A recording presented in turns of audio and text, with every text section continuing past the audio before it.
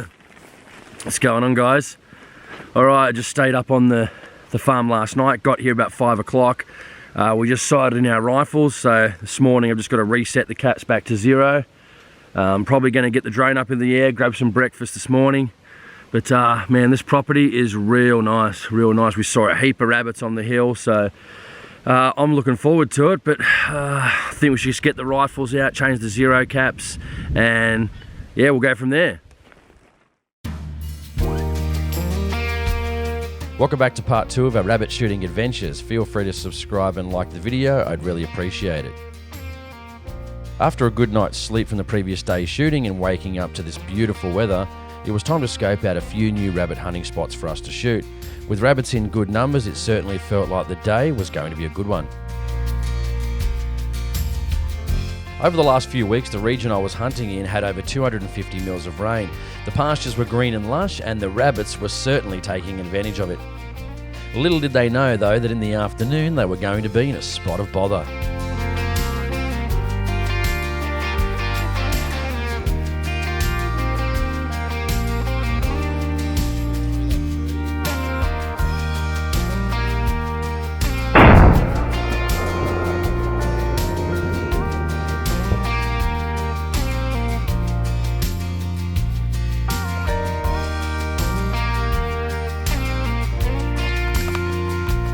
Since we had the plan to shoot in the afternoon, it was time to head back to camp and grab ourselves some breakfast.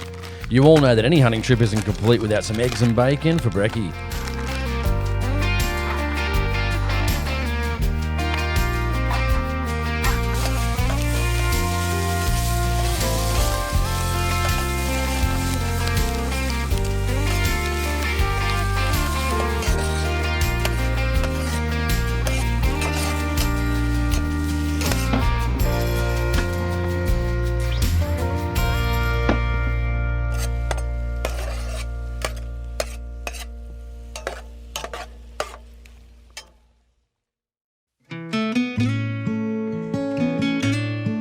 Since we had a few hours to kill until the afternoon hunt, we decided to go for a drive to a state forest that I'd hunted many times over the last 5 years, and that's Green Hills State Forest.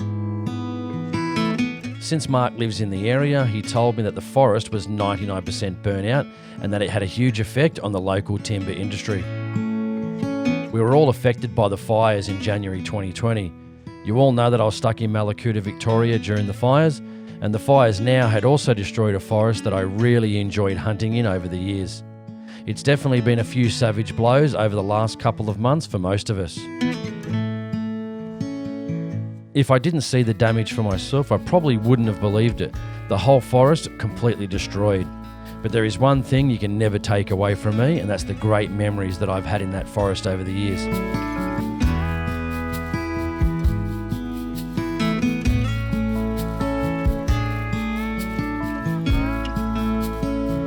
After many years and many failed efforts trying to get my first deer, I spent countless hours in the forest trying to make it happen, and most of all, never giving up.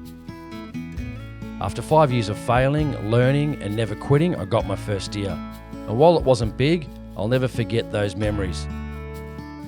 Now that the monkey was well and truly off my back, my luck changed forever.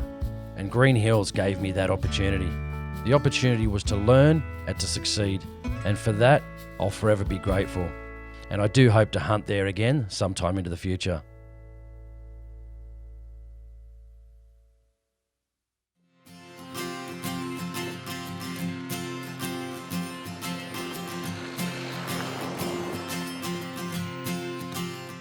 We were back on the farm and the afternoon hunt was quickly approaching.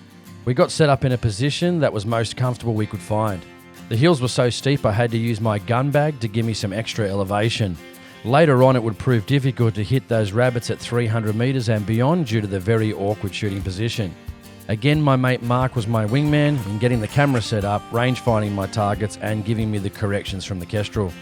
It wasn't long before the first rabbit popped its head out, and of course again, it was game on. Alright guys, we're just at this side of this rabbit hill.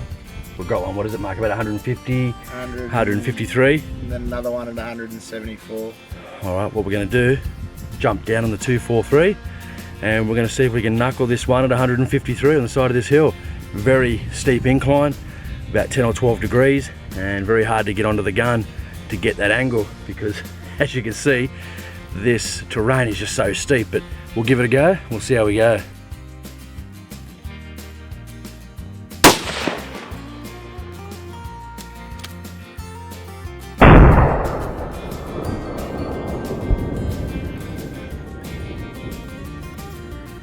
All right, we've got another one here at 87 meters, Mark said. 87? 87. It's a bit unfair. It's a bit of a, not a great shot. It's an easy shot. And no, that, I'll probably miss it now, eh? I'll probably miss it. If you want to shoot videos of rabbits, I've got another one at 238. Oh, another one at 238. So what do you reckon, guys? 87 or 238? Let's go the 87 first, and if the 238's still there, then we'll shoot that one too. Anyway, let's jump on the gun for the, what was it, 87? 87. 87 meter shot, let's do it.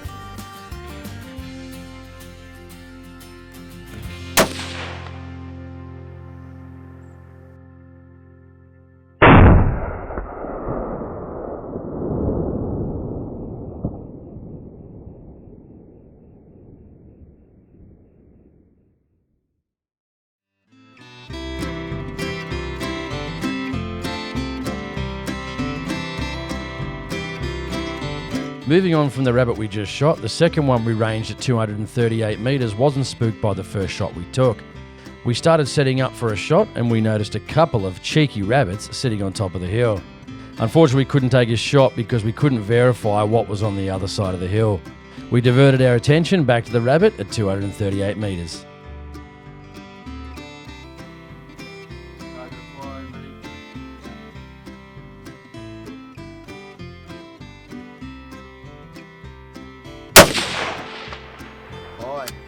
Hasn't moved.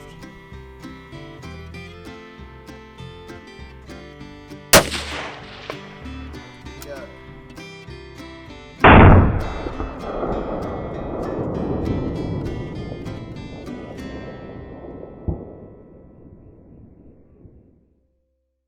All right, got this rabbit, guys, at 209 meters. So we're just going to see how we go. He's up there in the shadows. So see if we can get on him. Yep, got him in sight.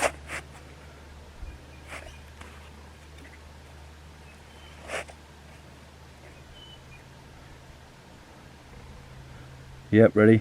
Yep.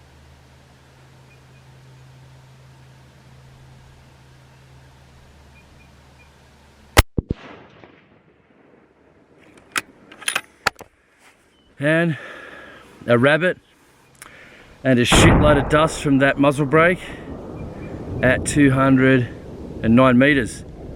Not too bad at all.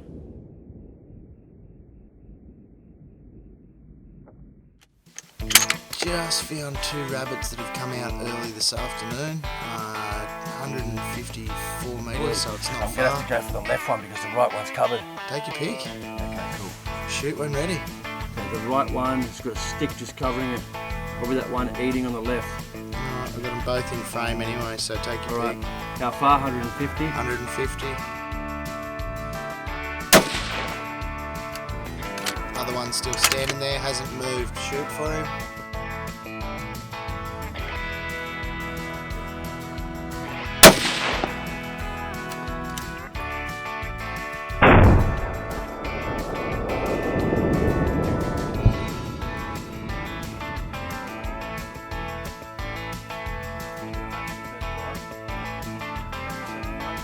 Just jump in the exact same spot.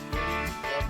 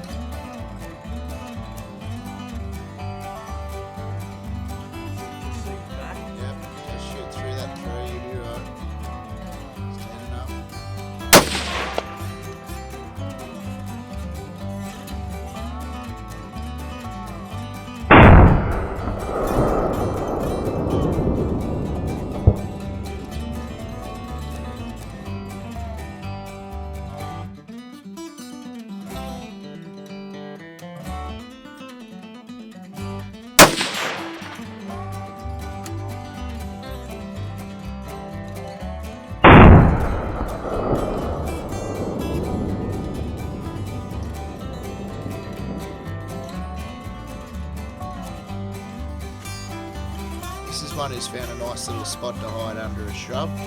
Got him zoomed in at 183 metres. I don't think he's going to be there for too much longer.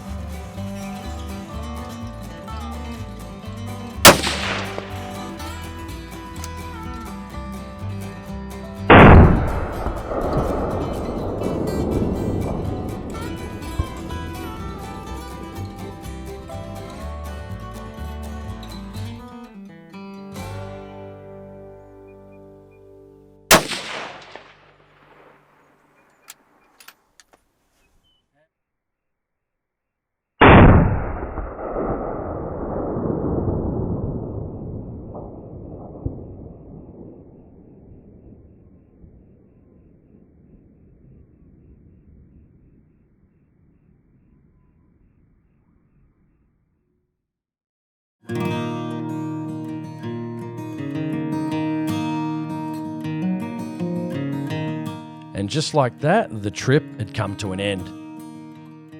I headed back to camp to pack up and clean any rubbish, because you always leave the land clean and tidy like you were never there. As hunters, we always respect the land and the permission from the owner we have to hunt it. It was a great weekend away doing what we love.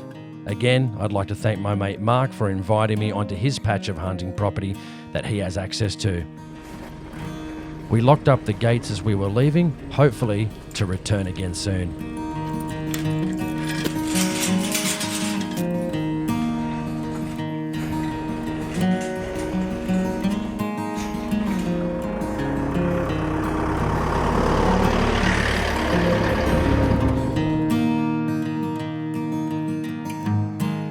On the way home, I decided to visit Blowering Dam and the Snowy Hydro and get a bit of drone footage. The Snowy Mountain Scheme is an integrated water and hydroelectric power utility located in Australia's Southern Alps, which is operated and maintained by Snowy Hydro. The scheme diverts the headwaters of the Snowy, Yukonbean and Murrumbidgee rivers westward through the Great Dividing Range, releasing water into the Murray and Murrumbidgee rivers. The long-term water regulation is designed to counteract the effects of severe drought sequences and raise productivity in the Murray-Darling Basin. In addition, water from the scheme underwrites the production of around $3 billion worth of agricultural products every year. I pulled out my camp chair, cracked a cold water, and enjoyed the view for an hour before heading home. I hope you enjoyed the video. I've got to run. See you next time.